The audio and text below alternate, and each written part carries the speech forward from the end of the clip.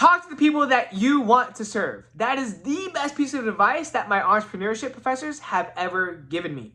And it's because, I mean, think about it. If you want to create a successful business or organization, you have to know very well the people you are serving. You have to know what problems that they are facing so that you can create the solution for it, which is your business or organization, right? And so it is something that I have put off an incredible amount, because all three of my professors that I really look up to that are very successful in their own right, they told me, yo, Peter, like, if you want to actually make this happen, you just got to start talking to the people that you want to serve. I just have interviews with them, have conversations with them.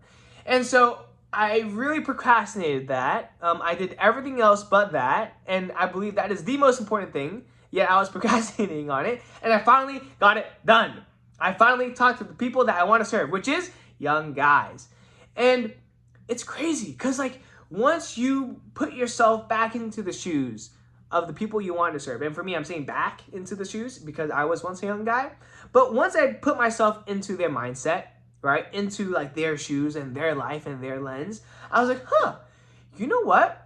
I think I know how I can help them. But it was just a thought in my head, but I actually got them to tell me what they needed most, what challenges they were facing, and how I could help. They like, it's crazy. The best way to create a successful business or organization is to have the people you want to serve tell you what their biggest problem is and how you can help them solve it. Bam!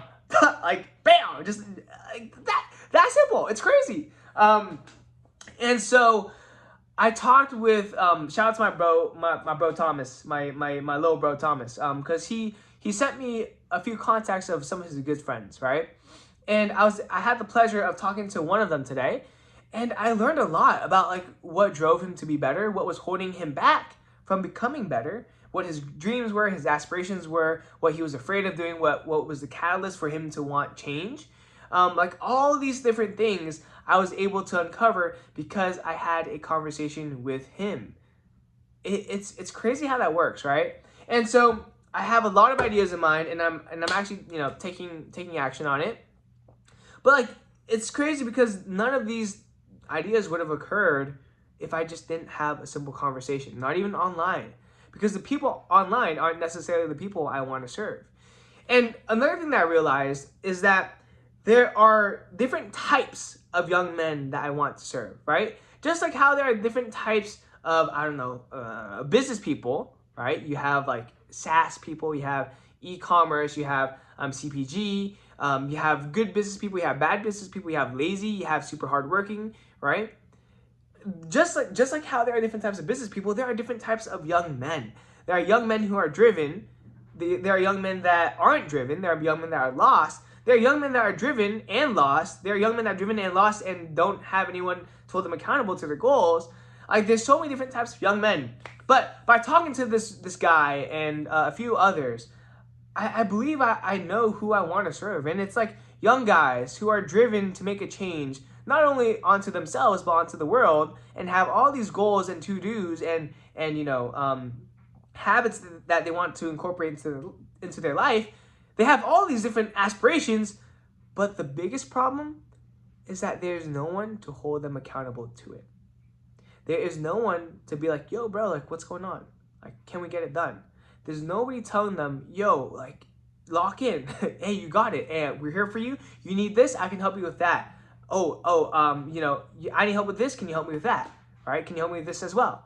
There's no person that's helping them become the person that they want to become. And that's honestly, like, looking back into my life, that is something that I faced an incredible amount with, which was I had all these big goals. Like, I wanted to go to UPenn Wharton. I wanted to go to NYU. I wanted to become a filmmaker. Crazy, huh? I wanted to become this vlogger. I wanted to wake up at 5 a.m. every morning and run. I wanted to become jacked and hit the gym every single day, which I did do. I wanted to start a business and run a business and make 10K a month for that business. I wanted to do all these different things. But just because I could plan for it, even just because I could think about it, doesn't mean I could do it. And that's the problem. I didn't do it. And it's because no one was holding me accountable to those goals, to those dreams. And you could say, yeah, but Peter, like, if you wanted it bad enough, then you could make it happen. Yeah, but it doesn't, like, sure, that might be true. But I think it's so underrated how far accountability can go for a person. And how far, like, you know, just a figure, like a brotherhood, and just someone that you look up to, like pushing you along, be like, yo, you gotta do that. How valuable that is. And I reflected on it today, right?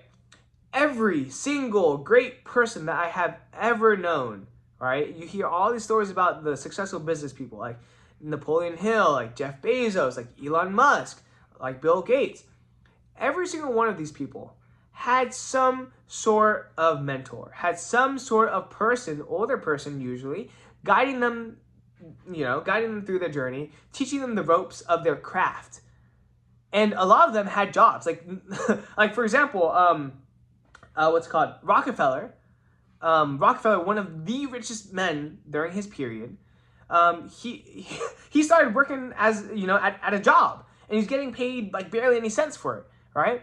Yet he learned so much from that job and the person teaching him that job, and he became like legit one of the richest people in history. And so I think there is so much value in having someone older than you, or just someone further along your journey, just holding you accountable, you know, kind of nudging you the right way. And I think that's what I'm going to do. I know I'm going to be that person for these young guys. And I'm looking forward to it. There's a few ways that I'm going to do this. But, the main point of this entire thing is that there are so many different types of people, but that is the type of person I want to work with. Someone that is driven, who wants to change, who genuinely wants to change. Because at the end of the day, you cannot change someone who does not want to be changed. You cannot force someone to work out at 5 a.m. Maybe you have maybe if you had, a thing to their head. But besides that, like, you cannot, right? And most people go around life completely pretending like there's nothing to their head, that they're going to live forever and that there's no rush. But that's not the case, because we have a limited amount of time. But with that being said, learned a lot today. Did I do a lot today? Not really. I spent time with my girlfriend. I ate too much with her, and then I fell asleep, took a fat nap, food coma. But then she left, and I was very sad. But at the same time, I was talking to one of my boys about this. Like, I'm very sad. Am I very sad? Incredibly so, because, my girlfriend left to a different state. Or not, sorry, like to NorCal, and I'm in SoCal. But at the same time, it gives me the freedom to work on what I need to work on most. Because if she was here, all my time and attention and money would go to her. But now I can focus on my craft. I can focus on becoming the best version of myself, like fully. And I can just focus, all right?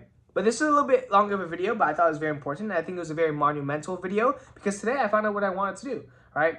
It's ultimately leading young guys, or helping young men escape a dopamine-led life and to build a great one, and holding them accountable to that. But with that being said, this is PLOG V1.195 or 4 or 5, I think it's 5. Remember to be better daily, and I'll see you tomorrow. Peace out.